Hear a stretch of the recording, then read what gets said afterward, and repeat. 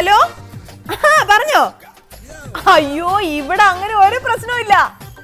എവിടെ പോനാ, ഞാൻ വീട്ടിൽ തന്നെ കാണും. എപ്പോ വേണമെങ്കിലും വിളിച്ചോ. ഓക്കേടാ ബൈ.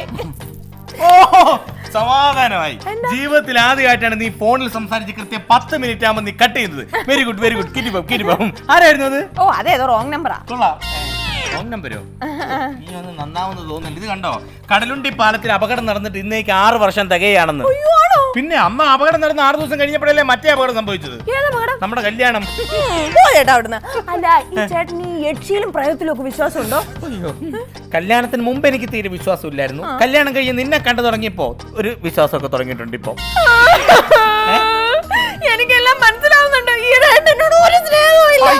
എന്റെ പൊന്നെ കോമളവില്ല, നീ എന്നെ അങ്ങനെ പറയരുതേ. നിന്നെ കല്യാണം കഴിച്ചതാണ് എന്റെ ജീവിതത്തിലെ ഏറ്റവും വലിയ ഭാഗ്യം.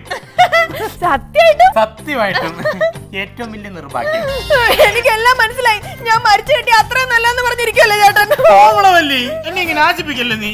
കണ്ടോ കഴിഞ്ഞ ആഴ്ച എന്നെ കാഴ്ച ബംഗ്ലാവിൽ കൊണ്ടുപോകുന്ന പറഞ്ഞിട്ട് ചേട്ടൻ എന്നെ കൊണ്ടുപോയോ? ഇനി നിന്നെ കാഴ്ച ബംഗ്ലാവിൽ കൊണ്ടുപോയില്ലെങ്കിൽ എന്താ, അതിന് പകരം ഞാൻ നിന്നെ നിന്റെ വീട്ടിൽ കൊണ്ടുപോയില്ലേ? അവിടെ ഉള്ളതിലും വെറൈറ്റീസ് അല്ലേ ഇവിടെ ഉള്ളത്. കണ്ടോ എന്റെ വീട്ടുകാരെ പറഞ്ഞുണ്ടല്ലോ. അതൊക്കെ പോട്ടെ ചേട്ടാ, നമ്മൾ ഇന്നലെ വീട്ടിൽ നിന്ന് തിരിച്ചു വരുമ്പോഴേ മാർക്കറ്റിന്റെ അടുത്ത് വെച്ച് ഒരു പച്ച സാരി കൊടുത്ത പെണ്ണ് ചേട്ടൻ നോക്കി ചിരിച്ചില്ലേ? സത്യത്തിൽ ആ പെണ്ണ് ആരായിരുന്നു? അതെന്റെ കൂട്ടുകാരന്റെ ഭാര്യയായിരുന്നു. കൂട്ടുകാരന്റെ ഭാര്യയായിരുന്നു. എന്താ പെണ്ണിന്റെ പേര്? മല്ലിക. മല്ലിക. അപ്പൊ കൂട്ടുകാരന്റെ പേരോ? അത് ശരി, കൂട്ടുകാരന്റെ ഭാര്യയുടെ പേര് ഓർമ്മയുണ്ട്, കൂട്ടുകാരന്റെ പേര് ഓർമ്മയില്ലല്ലേ? സത്യത്തിൽ ചേട്ടൻ എന്നെ പറ്റിക്കുമല്ലേ? ഇങ്ങനെ കരയരുതേ.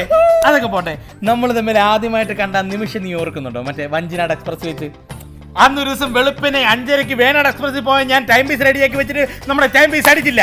8:30 ഞാൻ ടൈം പീസ് അടിച്ചിട്ട് എന്നിട്ട് ഞാൻ വേനാട് എക്സ്പ്രസിൽ പോകാതെ വഞ്ചിനാട് എക്സ്പ്രസിൽ പോയി. നീ അപ്പം ഫസ്റ്റ് ക്ലാസ് AC ഇരുന്നിട്ട് ഇങ്ങനെ കൈ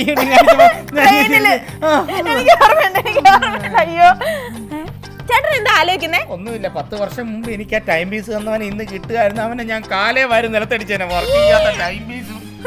അതുപോട്ടെ, നമ്മളന്ന് രാത്രി ഒളിച്ചോടിയ ദിവസം നിനക്ക് ഓർമ്മയുണ്ടോ?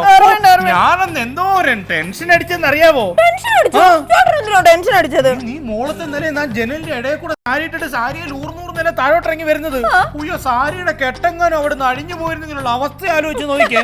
എന്റെ ചേട്ടൻ ഒരു മണ്ടനാ. മോളത്തെ നിലയിലെ ആ ജനലിന്റെ അടിയിലിരുന്ന് സാരിയുടെ മെറ്റേറ്റ എന്റെ അച്ഛനും അമ്മാവനും അപ്പൂപ്പനും ആങ്ങളമാരും എല്ലാരും മുറുക്ക പിടിച്ചിട്ടുണ്ടായിരുന്നു. കോമളവല്ലി എന്തോ